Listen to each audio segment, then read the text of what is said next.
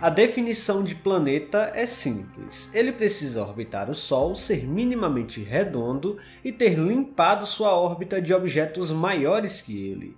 No entanto, por mais que a definição real não seja adequada para alguns objetos do Sistema Solar, existe um astro específico na órbita de Júpiter que possui proporções planetárias e consegue ser maior do que um planeta real do Sistema Solar. Sim, a definição para Ganímedes ao pé da letra é ser uma lua do gigante gasoso, mas diante de sua grandeza, bastava sair da órbita de Júpiter para Ganímedes ganhar uma outra definição. No vídeo de hoje vamos conhecer Ganímedes ou Ganimedes, uma espécie de planeta esquecido na órbita de Júpiter.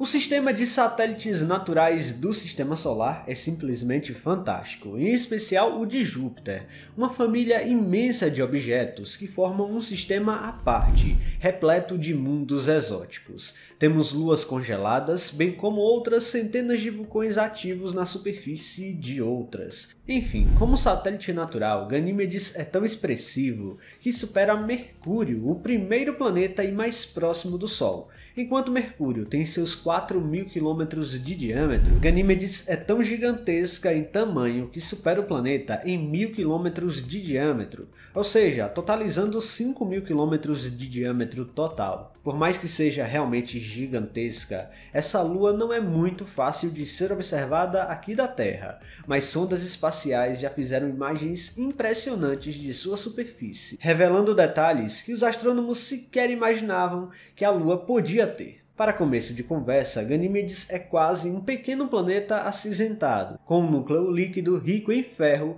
e um oceano interno que possivelmente contém mais água do que todos os oceanos da Terra juntos. Exatamente. Europa, outra lua joviana, não é a única a compartilhar essa característica de ter água no subsolo. Por consequência de seu núcleo de ferro líquido, Ganímedes é a única lua conhecida por ter seu próprio campo magnético, uma descoberta que foi realizada pela espaçonave Galileu da NASA na década de 1990, que por si só já fez imagens impressionantes durante os sobrevoos na órbita de Júpiter.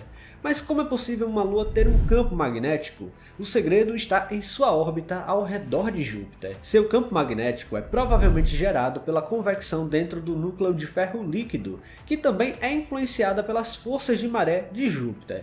Em outras palavras, a forte gravidade do planeta é a causadora do calor através do atrito entre as camadas geológicas de Ganímedes. Então é sério, se você entrou nesse vídeo achando que era exagero chamar a Lua de planeta, não é. É a única Lua a ter um campo magnético, algo que é uma característica clara de planetas como a Terra. Bom, infelizmente Ganímedes não possui uma atmosfera formada ao seu redor, mesmo possuindo um campo magnético protegendo a superfície do vento solar. Isso pode ser explicado pela forma como foi formada, sua gravidade e até a interação com a magnetosfera de Júpiter, levando em conta que o satélite natural está orbitando o gigante gasoso a 1 milhão de quilômetros de distância.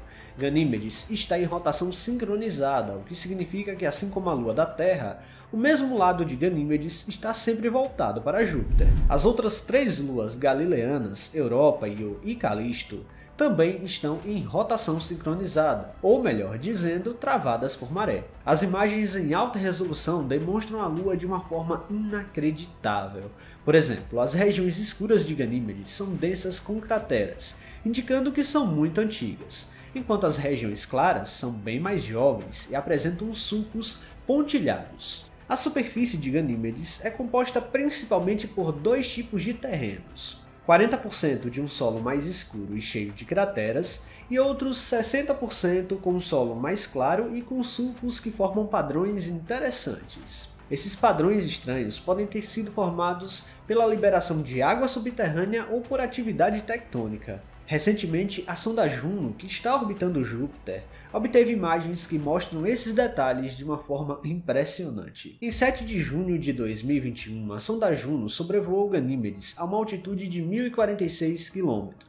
Pouco após essa aproximação, o instrumento Giran da espaçonave capturou imagens e espectros infravermelhos da superfície, revelando suas impressões digitais químicas dos materiais, com base na forma como eles refletem a luz do Sol.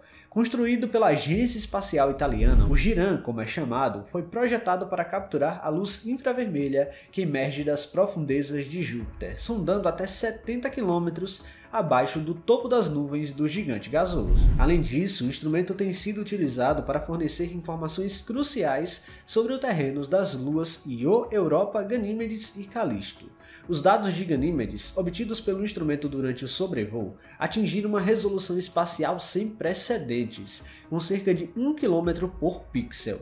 Com esses dados, os cientistas da missão Juno conseguiram detectar e analisar as características espectrais que são únicas dos materiais que estão presentes ali, incluindo cloreto de sódio, cloreto de amônio e, surpreendentemente, bicarbonato de sódio. Em outras palavras, a superfície de Ganímedes é altamente complexa e a torna uma das luas mais interessantes do Sistema Solar. Mas as descobertas não param por aqui, porque a primeira espaçonave a fazer um sobrevoo em Ganímedes foi a Pioneer 10, em 1973. A primeira imagem de Ganímedes tinha sido então registrada. Depois, as sondas Voyager também estudaram o satélite em 1979, revelando seu tamanho com maior precisão e imagens ainda mais nítidas do que aquelas obtidas pela sonda anterior.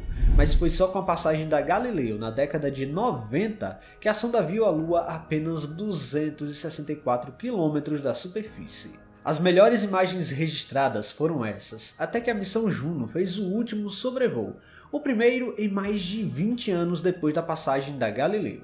Para você ter uma noção, a sonda Juno conseguiu simplesmente capturar quase um lado inteiro de Ganímedes com uma resolução de 1 km por pixel.